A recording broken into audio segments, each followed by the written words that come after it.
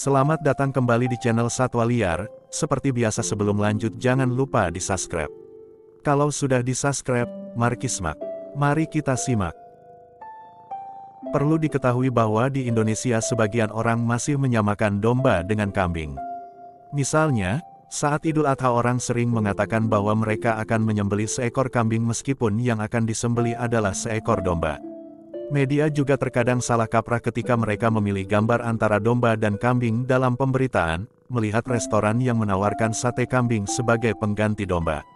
Bahkan hampir bisa dipastikan, semua rumah makan sate menggunakan daging domba.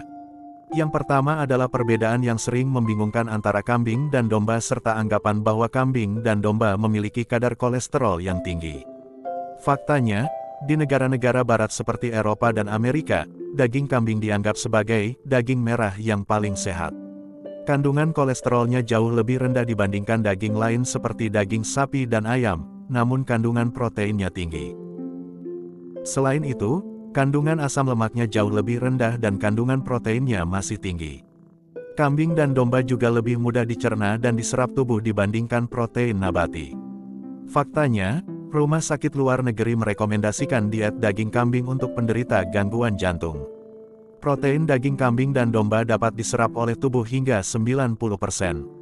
Manfaat lainnya adalah kandungan antioksidannya, yang jarang disebutkan oleh dokter bahkan menganjurkan untuk menghindari daging kambing. Daging kambing mengandung asam amino bioaktif dan esensial yang membantu memperkuat sistem imun tubuh.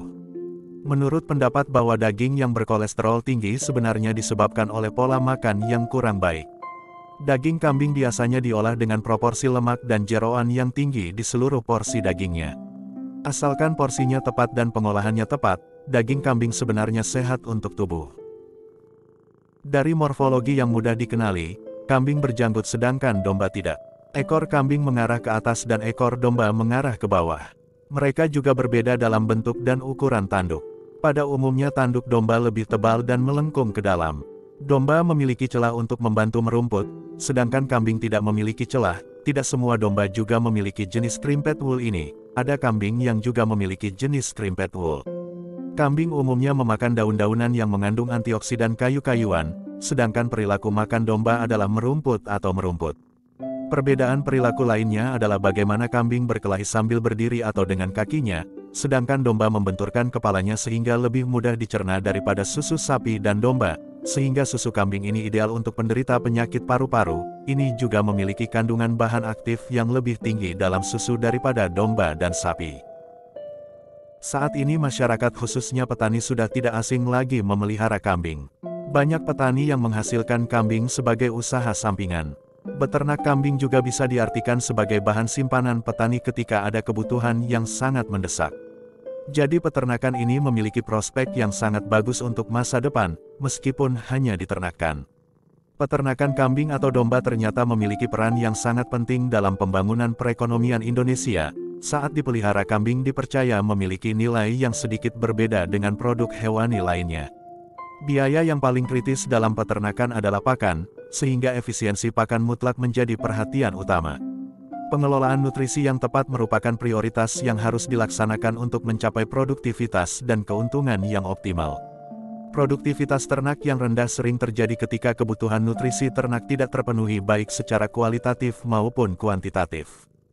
Hewan ruminansia kecil seperti kambing memiliki potensi pengembangan yang besar di Indonesia. Hewan ternak jenis ini bisa dijadikan sebagai hewan kurban, akikoh, hewan bergerak, atau sebagai hewan peliharaan. Kambing memiliki keunggulan mudah dikandangkan, diberi makan dan ditangani. Keunggulan lain dari kambing adalah memiliki keturunan lebih dari satu pada setiap kelahirannya, sehingga dapat melahirkan sebanyak 3 kali dalam 2 tahun. Rata-rata masa kehamilan adalah 5 bulan. Budidaya kambing dapat dianggap menguntungkan bila tingkat pembuahan 95% dan tingkat kematian kurang dari 10%. Pakan kambing adalah pakan yang cocok untuk kambing. Berikut ini adalah daftar pakan yang aman dan bergizi untuk mendukung pertumbuhan kambing. Menjadi herbivora, otomatis kambing hanya mau makan makanan nabati, seperti rumput dan dedaunan. Tapi saya juga tidak menutup kemungkinan saya suka makan buah. Konsumsi pakan dan kebutuhan nutrisi dipengaruhi oleh beberapa faktor antara lain bobot badan, fisiologi, produksi dan kesehatan ternak, faktor lingkungan, kondisi kandang, serta kondisi dan pola pakan. Bahan pakan kambing meliputi pakan, konsentrat, suplemen pakan dan suplemen pakan sebagai berikut. Hijau-hijauan dapat berupa rumput segar, rumput olahan. Peneliti dari Asosiasi Ahli Pakan dan Gizi Indonesia (AINI) memberikan contoh berbagai jenis rumput yang dapat dijadikan pakan ternak, seperti Rhodes chloris goyanacum, Guinea fowl panicum maxim, rumput Australia Paspalum dilatatum poiret, rumput gading Penicetum purpureum. Sumah, rumput raja Penicetum purpuroides, rumput Sudan Imperata cylindris, dan rumput lapangan. Anda juga bisa menambahkan kacang-kacangan seperti kaliandra, gamal, dan lamboro. Konsentrat pakan untuk ternak ruminansia dapat diperoleh dari biji dan ampasnya seperti jagung, gandum, sorghum, ubi kayu, beras, bekatul dan lain-lain. Limbah agroindustri juga dapat menjadi sumber konsentrat bahan makanan seperti bungkil kedelai, bungkil kacang tanah, bungkil inti sawit, bungkil kelapa, tepung ikan, tulang telur, limbah industri sawit, tetes tebu, dan lain-lain. Konsentrat kambing biasanya mengandung kurang dari 18% serat kasar dan mudah dicerna. Makanan pendamping dalam jumlah sedikit sudah cukup, karena merupakan sumber zat gizi mikro seperti garam mineral, vitamin, dan asam amino. Pakan tambahan diberikan sebagai premix. Makanan pendamping ASI, meskipun makanan pendamping, adalah bahan tambahan makanan yang dapat berupa bahan alami atau buatan, seperti probiotik, enzim, anti jamur atau antibiotik.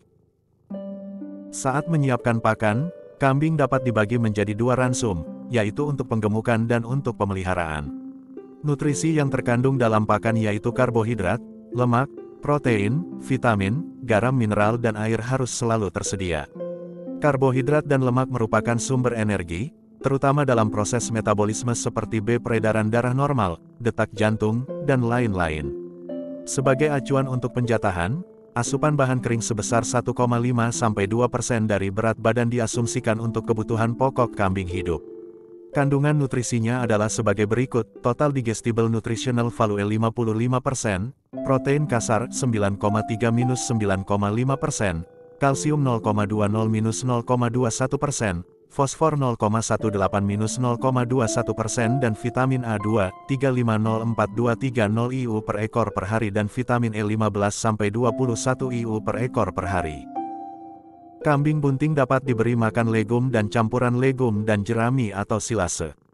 Agar anakan lahir cukup condong, berikan sekitar 0,25 kg biji-bijian per ekor per hari dan 30–45 hari sebelum lahir. Pemberian pakan biji-bijian dapat ditingkatkan menjadi 0,5 kg hingga lahir. Hal ini harus dilakukan untuk memastikan nutrisi yang tepat untuk proses laktasi kambing yang optimal. Tempatkan seekor kambing dan domba di kandang khusus saat lahir. Sumber makanan diberikan secara cuma-cuma ad libitum, terutama makanan yang bermutu tinggi dan mudah dicerna. Makanan biji-bijian sedikit dikurangi. 5–7 hari setelah melahirkan ibu muda diberi ransum berenergi tinggi yang cocok untuk ibu menyusui. Meskipun kambing termasuk daging hewan, perilakunya situasional, hanya pada hari raya seperti Idul Adha. Namun sebenarnya sapi ini bisa dijual pada hari biasa. Banyak permintaan untuk memenuhi kebutuhan pasar kuliner, seperti sate kambing dan gulai kambing merupakan makanan yang sangat populer di Indonesia. Belum lagi daging kambing juga sering dibutuhkan pada hajatan akikah, pernikahan dan pesta pecinta kambing. Jadi tidak ada salahnya beternak kambing. Dengan asumsi Anda benar-benar memahami makanan kambing. Namun, kunci sukses beternak kambing adalah pemberian pakan yang tepat. Terima kasih sudah menonton videonya sampai selesai. Jangan lupa di-subscribe dan tinggalkan komen di bawah, apa hewan kesayangan Anda. Nantikan video selanjutnya dari Satwa Liar, sampai jumpa.